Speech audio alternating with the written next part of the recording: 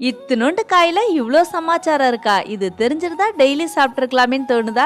சுண்டைக்காய் 2 கைப்பிடி அளவு எடுத்திருக்கேன். காம்பெல்லாம் ஆஞ்சிட்டு நல்லா கிளீன் பண்ணி வச்சிருக்கேன். அம்மியில வச்சு இப்படி தட்டிக்கலாம். அம்மி இல்லைன்னா இடிக்கல்ல வச்சு தட்டிக்கோங்க. இல்லைன்னா 2ஆ வெட்டி வச்சுக்கோங்க. கொஞ்சமா நல்லெண்ணெயில செஞ்சாதான் நல்லா இருக்கும். சிம்ல வச்சு சுண்டைக்காவை நல்லா சுருள வதக்கி தனியா எடுத்துட்டு 1 டேபிள் ஸ்பூன் கடலைப்பருப்பு போட்டு செவக்க வறுத்துட்டு காரத்துக்கு தேவையான காய்ந்த மிளகாய், 10 சின்ன வெங்காயம், 4 பல்லு பூண்டு சேர்த்து நல்லா வதக்கிடலாம். 2 டேபிள் ஸ்பூன் தேங்காய், நெல்லிக்கொட்டை அளவு புளி, 2 கொத்து கருவேப்பிலை, 1/4 ஸ்பூன் பெருங்காயம் சேர்த்து லைட்டா வதக்கிக்கலாம். வதக்கி வச்சிருந்த சுண்டைக்காய் கொஞ்சமா உப்பு சேர்த்து ஒரு பெரட்டி நல்லா ஆறணும்னா அம்மிலேயோ மிக்ஸி ஜார்லயே வச்சு கொரப்பா அரைச்சி எடுத்துக்கலாம். கால்சியம், புரதச்சத்து, இரும்பு சத்து அதிகமா இருக்குதான். அஜீரணம், மலச்சிக்கலுக்கு ரொம்ப நல்லதான். அனிமிக்கா இருந்தா கண்டிப்பா சாப்பிடணுமா. உடல் சுட்டை தணிக்குமாம், குடல் புண்ணை ஆற்றுமாம். இது போல லிஸ்ட் நீண்டுகிட்டே போகுது.